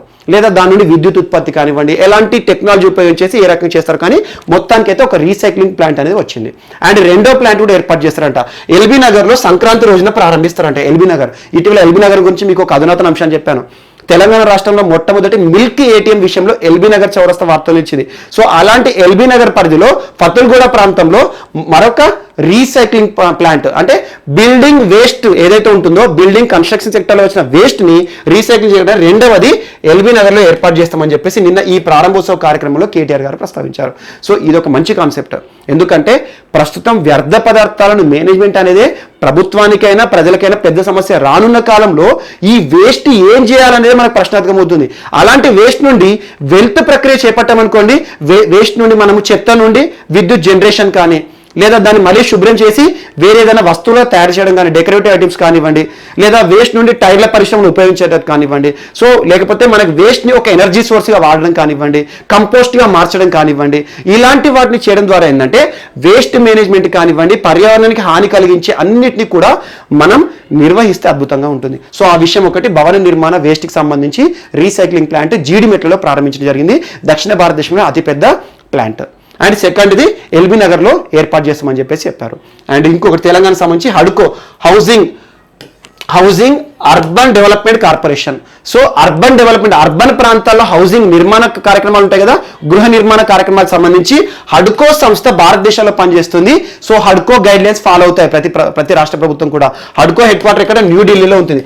సో హడ్కో ఇటీవల ఒక ప్రతిష్టాత్మక పురస్కారాన్ని తెలంగాణ ప్రభుత్వం చేపడుతున్న డబుల్ బెడ్రూమ్ గృహ నిర్మాణాలు ఉన్నాయి కదా, ముఖ్యంగా హైదరాబాద్ పరిసర ప్రాంతాల్లో దాదాపు 8,900 కోట్ల రూపాయలతో డబుల్ బెడ్రూమ్ ప్లాట్ల నిర్మాణ కార్యక్రమాన్ని ప్రభుత్వం చేపడుతుంది. సో అవి అద్భుతంగా కన్స్ట్రక్షన్ చేస్తుందని చెప్పేసి హడ్కో గుర్తించి వీరికి ఒక పురస్కారాన్ని కూడా ఇవ్వడం జరిగింది. డబుల్ బెడ్రూమ్ ఇళ్లకు సంబంధించి హైదరాబాద్ వార్తలు నిలిచింది. అండ్ ఇంకొక అంశం మల్లన్న సాగర్. సో కాళేశ్వరం ప్రాజెక్టులో మల్లన్న సాగర్ ఇవన్నీ మనం చూస్తాం, కొండపోచమ్మ, మల్లన్న సాగర్ అని చెప్పేసి.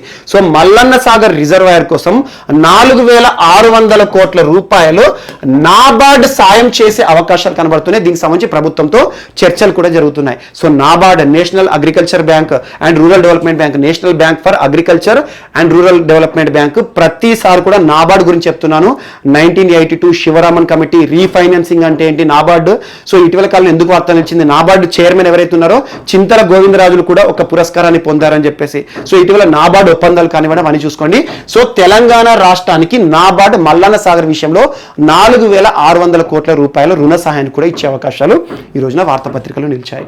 అండ్ నెక్స్ట్ ఆంధ్రప్రదేశ్కి సంబంధించి భారతదేశంలోనే ఒక అద్భుతమైన కార్యం చేపట్టింది ఆంధ్రప్రదేశ్. ఏంటంటే కోవిడ్ టెస్టుల విషయంలో భారతదేశంలో అద్భుతంగా పనితీరు కనబరుస్తున్న రాష్ట్రాల్లో ఆంధ్రప్రదేశ్ ఒకటి. ఎందుకంటే విపరీతంగా టెస్టులు నిర్వహించింది. సో దాదాపు రాష్ట్రంలో అందరు కూడా టెస్టులు చేయాలనే ఉద్దేశంతో టెస్టుల సంఖ్యను పెంచింది. ఎందుకంటే ప్రభుత్వం చేసేది టెస్టులు చేస్తే కేసులు బయటకు వస్తాయి. ఆ కేసులు ఏవైతే నిర్ధారితం అవుతాయో వాటిని ఐసోలేట్ చేస్తే వ్యాధి వ్యాప్తి చెందకుండా ఆపొచ్చు. అందుకోసం టెస్టుల విషయంలో కూడా చాలా అద్భుతంగా పనిచేసింది ఆంధ్రప్రదేశ్ ప్రభుత్వం. మరి ఇటీవల ఈ కోవిడ్-19 పరిస్థితుల కాలంలో కోవిడ్-19 మొత్తం కూడా ఆరోగ్యశ్రీలో చేర్చి భారతదేశంలోనే ఇలాంటి ఒక అంశంతో ప్రభుత్వం మొత్తం కోవిడ్-19 ట్రీట్మెంట్ విషయంలో ఆంధ్రప్రదేశ్ వార్తలకు వచ్చింది, కోవిడ్-19 ఆరోగ్యశ్రీలో చేరుస్తూ. మరి ఈరోజు ఇంకొక అంశం, ఇటీవల మీకు తరచు చెప్తున్నాను, కొంతమంది కీలక వ్యక్తులు ప్రముఖులు చనిపోతున్నారు. ముఖ్యంగా బీహార్ మంత్రులు కానివ్వండి, చాలా వరకు చెప్పాను మీకు. కరోనా బారిన పడి కోలుకున్న తర్వాత చాలా మంది చనిపోతున్నారు. తీవ్రంగా సైటోకైన్స్ ఉత్పత్తి అవ్వడం కానివ్వండి, లంగ్స్ పనిచేయకపోవడం కానివ్వండి, మరియు కోవిడ్-19 బారిన నుండి కోలుకున్న పేషెంట్స్కి ఫ్యూచర్లో కూడా చాలా సమస్యలు వస్తాయని చెప్పేసి ICMR, WHO చెప్పింది. ఇటీవల కోవిడ్-19 నుండి కోలుకున్న వారు ఎవరైతే ఉంటారో అత్యధికంగా వాయు కాలుష్యం బారిన కూడా పడే ప్రమాదం ఉందని చెప్పేసి కొన్ని నివేదికలు కూడా మీకు చెప్పాను. అలాంటి పోస్ట్ కోవిడ్ పేషెంట్స్ ఎవరైతే ఉంటారో కోవిడ్-19 నుండి కోలుకున్న తర్వాత 2 వారాల తర్వాత మరికొన్ని సిమ్టమ్స్, వేరే కొన్ని అవయవాలు పనిచేయకపోవడము, మరియు అస్వస్థత చేయడము, జ్వరం రావడము, ఇలాంటి వాటి అన్నిటికీ కూడా పోస్ట్ కోవిడ్ కేర్ అంటే ఏంటి, ఈరోజు కోవిడ్-19 బారిన పడి కోలుకున్న వారికి మరే ఆరోగ్య సమస్య వచ్చినా కూడా వారందరికీ కూడా ప్రభుత్వమే ఉచితంగా సేవలు చేస్తుంది, వైద్య సదుపాయాలు ఇస్తుందని చెప్పేసి వారందరినీ కూడా పోస్ట్ కోవిడ్ కేర్ని కూడా ఆరోగ్య సేవలు చేరుస్తూ ప్రభుత్వం ఉత్తర్వులు జారీ చేసింది. Most important, post Covid care ఆరోగ్యశ్రీలో చేర్చారు. అండ్ ఇటీవల కాలం చెప్పాను, పోస్ట్ కోవిడ్ కేర్ క్లినిక్లను రాష్ట్ర వ్యాప్తంగా ఏర్పాటు చేస్తోంది. ప్రైమరీ హెల్త్ సెంటర్స్ నుండి మల్టీ స్పెషాలిటీ హాస్పిటల్ వరకు అని చెప్పేసి ఒక రాష్ట్రం గురించి చెప్పాను. భారతదేశంలో మొట్టమొదటి రాష్ట్రం Kerala. Post Covid care hospitals అన్నాను అంటే కోవిడ్-19 బారిన పడ్డ పేషెంట్స్కి చాలా సమస్యలు ఫ్యూచర్లో వస్తాయని చెప్పేసి ముందు జాగ్రత్త తీసుకుంటున్నారు. అలాంటి వారి కోసం ప్రత్యేకంగా ట్రీట్మెంట్ ఇవ్వడానికి పోస్ట్ కోవిడ్ కేర్ అనే హాస్పిటల్. కానీ ఇక్కడేంటి, పోస్ట్ కోవిడ్ ట్రీట్మెంట్ ఎవరైతే ఉంటారో కరోనా బారిన పడ్డవారు కోలుకున్న తర్వాత ఏదైనా అస్వస్థకు గురవుతే వారికి ప్రభుత్వం ఆరోగ్యశ్రీ ప్రోగ్రాం ద్వారా వైద్య సదుపాయాలను ఫ్రీగా ఇస్తుంది. మరియు ప్రైవేట్ హాస్పిటల్లో కూడా వీరికి సంబంధించి గైడ్ లైన్స్ ఇచ్చారు. ఒకవేళ పోస్ట్ కోవిడ్ పేషెంట్స్ ఎవరైతే ఉంటారో వారికి అస్వస్థ చేస్తే ఏ వ్యాధికి ఎంత మొత్తంలో మాత్రమే, నిర్ణీత మొత్తంలో మాత్రమే వసూలు చేయాలని చెప్పేసి మనీని కూడా క్యాప్ చేసేసింది. సో ఇలాంటి ఒక అంశం ఆంధ్రప్రదేశ్ సంబంధించి వార్తలు నిలిచింది. అండ్ ఇంకొక అంశం, పిఎస్ఏ వాల్సిన్. సో పిఎస్ఏ వాల్సిన్ అనే ఒక సంస్థ ఆంధ్రప్రదేశ్లో ఉన్న చిత్తూరు లేదా కడపలో పెట్టుబడులు పెట్టడానికి 700 కోట్ల పెట్టుబడులు పెట్టడానికి ముందుకు రావాల్సి వచ్చింది. సో దీనికి సంబంధించి ఎంఓఎస్ కూడా జరుగుతున్నాయి. సో అది మళ్ళీ వార్తలు నిలిస్తే చూద్దాం.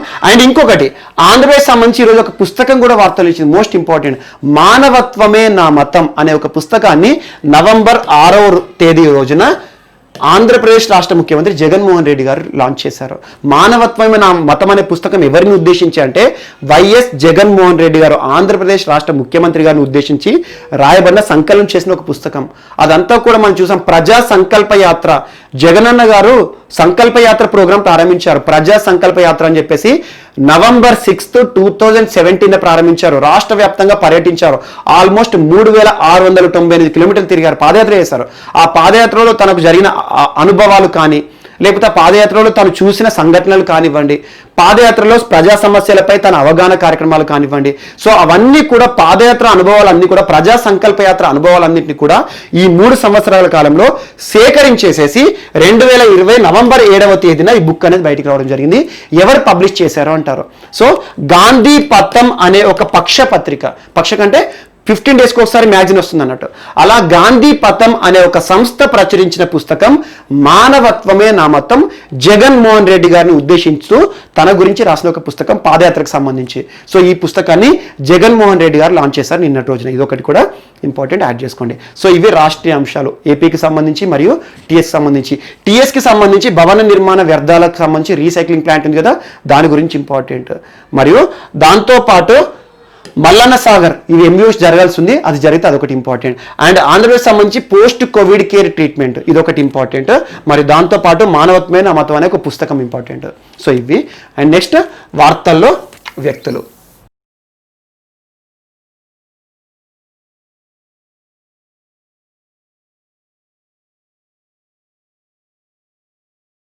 సో ఈరోజు మన నెక్స్ట్ టాపిక్ వచ్చేసి వార్తల్లో వ్యక్తులు. అండ్ మోస్ట్ ఇంపార్టెంట్, ఈరోజు ఐక్యరాజ్య సమితికి సంబంధించిన ఒక కీలక కమిటీ, చాలా నిర్ణయాధికారాలు ఉండే ఒక కీలక కమిటీ, అడ్వైజరీ కమిటీ అంటాము. అలాంటి అడ్వైజరీ కమిటీలో ఇటీవల జరిగిన ఎన్నికల్లో భారతదేశం నుండి ఎన్నికైన మహిళ విదిషా మైత్రా గారు ఈ రోజున వార్తలు నిలిచారు. విదిషా మైత్రా, తన పేరు గుర్తుంచుకోండి, నేరుగా ఎగ్జామ్లో బిట్ అడుగుతారు. ఐక్యరాజ్య సమితికి సంబంధించిన ఒక కీలక కమిటీ అండ్ చాలా నిర్ణయాధికారాలు కూడా ఆ కమిటీకి ఉంటాయి. అలాంటి కమిటీని మనం సింపుల్గా ఏమంటామంటే అడ్వైజరీ కమిటీ అంటాము. అడ్వైజరీ కమిటీ, కానీ దీని యొక్క మొత్తం పేరు ఏంటంటే advisory committee on administration. Administration అంటే పరిపాలనకు సంబంధించిన నిర్ణయాలన్నీ కూడా ఈ కమిటీ తీసుకుంటుంది. మరియు అండ్ బడ్జెటరీ క్వశ్చన్స్. సో గుర్తుంచుకోండి, ఈ కమిటీ పూర్తి పేరు గుర్తుంచుకోండి, advisory committee on administration and budgetary questions. ఐక్యరాజ్య సమితికి సంబంధించి చాలా నిర్ణయాధికారాలు ఉండే ఒక కీలక కమిటీకి భారతదేశం నుండి ఎన్నికై ఈరోజు వార్తలు ఇచ్చిన పర్సన్ విదిషా మైత్రా గారు. సో చాలా కీలక కమిటీ అంటున్నాను.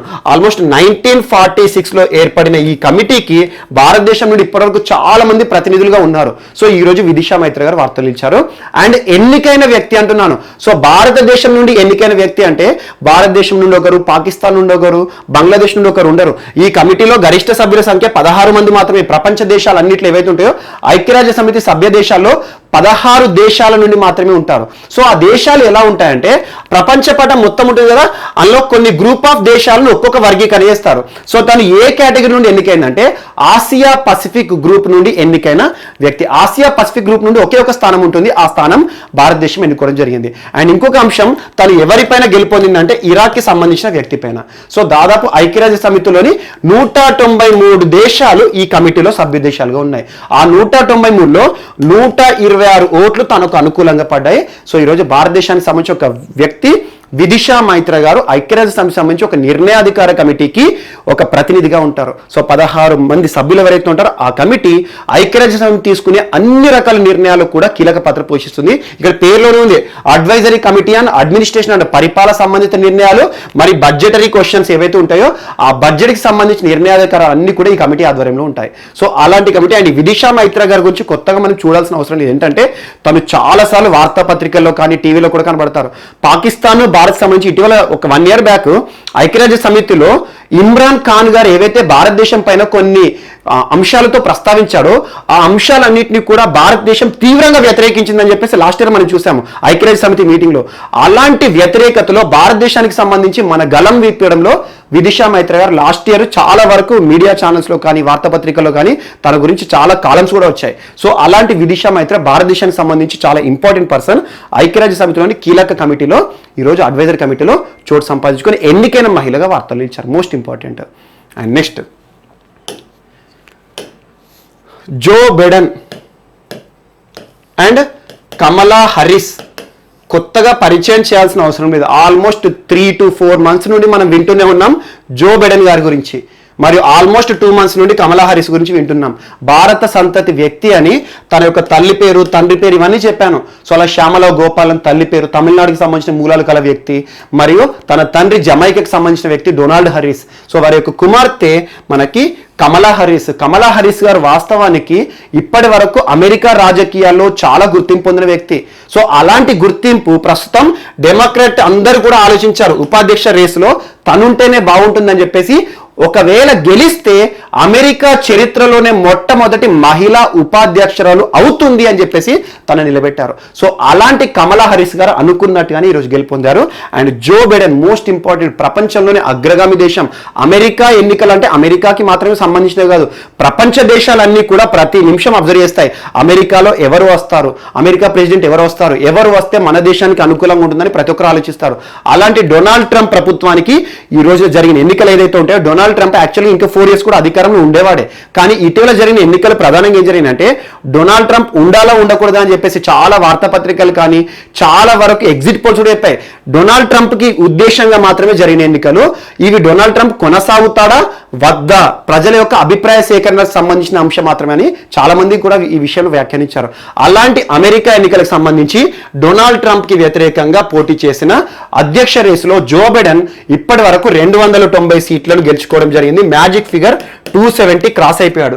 సో 270 ఎవరైతే పొందుతారో అవుట్ ఆఫ్ 538 తను అధ్యక్ష రేసులో ఉన్నట్టే. సో అలా ఈరోజు డొనాల్డ్ ట్రంప్ తనను ఓడించి జో బైడెన్ గారు అధ్యక్ష పీఠాన్ని అమెరికాకి 46వ అధ్యక్షుడిగా వార్తలు నిలిచాడు. సో ప్రపంచ దేశాలకు సంబంధించి ప్రతి దేశం కూడా అగ్రగామి దేశం ఏ దేశమైనా ఈవెన్ ఇండియాకి సంబంధించి ప్రధానమంత్రి నరేంద్ర మోడీ గారు కూడా జో బైడెన్కి పర్సనల్గా ట్వీట్ చేశారు. సో మీరు గెలుపొందడం అనేది భారతదేశం గర్వించదగ్గ అంశము, ఎందుకంటే మన దేశాలకు సంబంధించి సంబంధాలు అనేవి మరింత ముందుకు సాగాలని కోరుకున్నామని చెప్పేసి జో బైడెన్. యాక్చువల్గా తన యొక్క ప్రత్యేకత ఏంటంటే ఇప్పటి వరకు అత్యంత పెద్ద వయస్కుడు అమెరికా అధ్యక్షుడు ఎన్నికలకు సంబంధించి గెలుపొందిన వ్యక్తుల్లో అందరికంటే పెద్దోడంట. సో అలా అమెరికాకి 46వ అధ్యక్షుడు జో బైడెన్. అండ్ ఇంకోటి గుర్తుంచుకోండి, ఇంకా కౌంటింగ్ జరుగుతోంది, ఇంకా కౌంటింగ్ పూర్తి కాలే. అధికారికంగా వారికి సంబంధించి ఎన్నికల సంఘం ఏదైతే ఉంటుందో అధికారిక సమాచారం ఇవ్వాలి. కాకపోతే ఇప్పటివరకే మ్యాజిక్ నెంబర్ క్రాస్ అయిపోయాడు కాబట్టి ఎలాగో తనే నెక్స్ట్ అధ్యక్షుడు. అందుకే ప్రపంచ దేశాలందరూ కూడా ట్వీట్ చేస్తున్నారు. అండ్ కమలా హారిస్ భారత సంతతి వ్యక్తి, భారతదేశ మూలాలు గల వ్యక్తి. ప్రస్తుతం భారతదేశం ఒక గర్వించదగ్గ విషయం ఏంటంటే తను ఉన్నది ఉపాధ్యక్షురాలే కాబట్టి భారతదేశంతో సంబంధాలు కూడా పెరిగే అవకాశాలు ఉన్నాయి అని చెప్పేసి కమలా హారిస్ వైపు చూస్తున్నారు. అండ్ కమలా హారిస్ ఇప్పటి వరకు న్యూయార్క్ సంబంధించి మొట్టమొదటి మహిళా అటార్నీ జనరల్ గా కూడా సేవలు అందించారు. మరియు ఒక మహిళా సెనేటర్ గా కూడా న్యూయార్క్ సిటీలో ఇప్పటివరకు ఉండడం జరిగింది. సో అలా సెనేటర్ గాను అటార్నీ జనరల్ గాను కీలక పాత్ర పోషించిన కమలా హారిస్ అమెరికా చరిత్రలో మొట్టమొదటి ఉప అధ్యక్షురాలు, సో వైస్ ప్రెసిడెంట్ ఆఫ్ అమెరికాగా వార్తలు నిలిచారు. సో మొట్టమొదటి మహిళ, మరియు మొట్టమొదటి భారత సంతతి వ్యక్తి, మరియు ఆఫ్రికాకి సంబంధించి కూడా మొట్టమొదటి మహిళ. సో ఈ రకంగా కమలా హారిస్ ప్రత్యేకత మరియు జో బైడెన్. అండ్ అమెరికా ఎన్నికలకు సంబంధించి పూర్తిగా ఇంకా ఎంతవరకు మెజారిటీ వస్తుందో చూడాలి, ఎందుకంటే ఇంకా కొన్ని స్టేట్స్లో కూడా కౌంటింగ్ అనేది జరుగుతూ ఉంది. సో ఇదొకటి కూడా ఇంపార్టెంట్. సో అమెరికా నూతన అధ్యక్షుడు జో బైడెన్ మరియు నూతన ఉపాధ్యక్షురాలు మనకి కమలా హారిస్ గారు. అండ్ నెక్స్ట్ వీరికి సంబంధించి ఇక్కడ ఇంకొక పాయింట్ యాడ్ చేసుకోండి, పియా దాండియా పేరు గుర్తుంచుకోండి. పియా దాండియా ఎవరు అంటే పియా దాండియా సో ఐక్యరాజ్య సమితికి సంబంధించి ఇందాక నేను భారతదేశానికి సంబంధించి ఒక మహిళ అన్నాను కదా, ఈమె ఎవరు అంటే భారత సంతతి వ్యక్తి సేమ్ కమలా హారిస్ లాగానే పియా దాండియా కూడా భారత సంతతి వ్యక్తి. ఇప్పటి వరకు అమెరికాలో ఒక టీచర్ గా తన యొక్క విధులు నిర్వహిస్తోంది. సో ఈరోజు 2020-2021 సంవత్సరం, ఈ సంవత్సరానికి గాను, ఈ ఆర్థిక సంవత్సరం ఏదైతుందో ఈ సంవత్సరానికి గాను శ్వేత సౌధం ఉంది కదా, వైట్ హౌస్ అమెరికా అధ్యక్షుని అధికారిక నివాసం శ్వేత సౌధానికి అడ్వైజరీగా నియమించబడిన 14 మంది సభ్యుల్లో భారత సంతతి వ్యక్తి పియా దాండియా గారు కూడా ఈరోజు చోటు సంపాదించుకున్నారు. సో పియా దాండియా భారత సంతతి వ్యక్తి, కానీ ఇంతకు ముందు మీకు చెప్పాను కదా, మనకి విదిషా మైత్ర తను భారతదేశం మహిళ. సో ఐక్యరాజ్య సమితికి సంబంధించి ఈరోజు అడ్వైజరీ కమిటీలోనేమో మనకి విదిషా మైత్ర. అదే శ్వేత సౌధం అమెరికాకి సంబంధించి వైట్ హౌస్ లో అడ్వైజరీ కమిటీ ఉంటుంది. ఆ వైట్ హౌస్ లోని అడ్వైజరీ కమిటీలో 14 మంది ఉంటారు. ఆ 14 మంది సభ్యుల్లో భారత సంతతి వ్యక్తి, అంటే అమెరికనే కానీ భారతదేశ మూలాలు గల వ్యక్తి పియా దాండియా గారు ఈ రోజున వార్తలు నిలిచిన పర్సన్, భారతదేశ సంతతి వ్యక్తి. ఇద్దరు మహిళలు వార్తలు నిలిచారు. ఒకరు కమలా హరీస్ ఉపాధ్యక్షురాలు, మరియు Pia Dandiya advisory committee White House కి సంబంధించి. అండ్ ఇక్కడ అమెరికా ఎన్నికల గురించి చెప్పాను కాబట్టి ఒక ఎన్నికలకు సంబంధించి ఒక వ్యక్తి పేరు గుర్తుంచుకోండి, సుఖ్దేవ్ మండల్. సుఖ్దేవ్ మండల్ ఎవరంటే యాక్చువల్గా బీహార్ 3వ దశ ఎన్నికలు నిన్నటితో ముగిసిపోయాయి. మనం చూసాము 3 దశల్లో పోలింగ్ జరిగినాయి. అలాంటి 3 దశ పోలింగ్లో నిన్నటితో ముగిసిన బీహార్ ఎన్నికల్లో 100 సంవత్సరాల కురువృద్ధుడు 100 సంవత్సరాల వృద్ధుడు సుఖ్దేవ్ మండల్ కతిహార్ అనే జిల్లా బీహార్లో తన ఓటు హక్కును వినియోగించుకున్నాడు. ఆయన గుర్తుంచుకోండి, ప్రజాస్వామ్య దేశంలో ప్రజల నిర్ణయమే అంతిమం. అలా ప్రజలు నిర్ణయించిన వారే దేశాధ్యక్షునిగా కానీ రాష్ట్రంలో అధికారాన్ని కానీ చేపడతారు. అలాంటి ప్రజాస్వామ్య దేశంలో 100 సంవత్సరాల వయసున్న ఒక వృద్ధుడికి సంబంధించి చాలా వార్తాపత్రికలు ఈరోజు పేపర్లలో తన పేరు రావడం జరిగింది. సుఖ్దేవ్ మండల్ బీహార్ రాష్ట్రంలో 100 years ఓల్డ్ ఉన్న ఒక వ్యక్తి, ఒక వృద్ధుడు తన ఓటు హక్కును వినియోగించుకున్నాడు. సో ఎన్నికల గురించి చెప్పాను కాబట్టి ఇక్కడ తన గురించి కూడా యాడ్ చేసుకోండి. సో ఇదొకటి కూడా ఈరోజు ఇంపార్టెంట్. అండ్ మిగతా మిస్లేనియస్ అంశాలు ఏమైనా మిగిలిపోతే మాత్రం మనం రేపటి క్లాస్లో యాడ్ చేసుకొని నేర్చుకుందాం. రేపు కలుద్దాం. Thank you.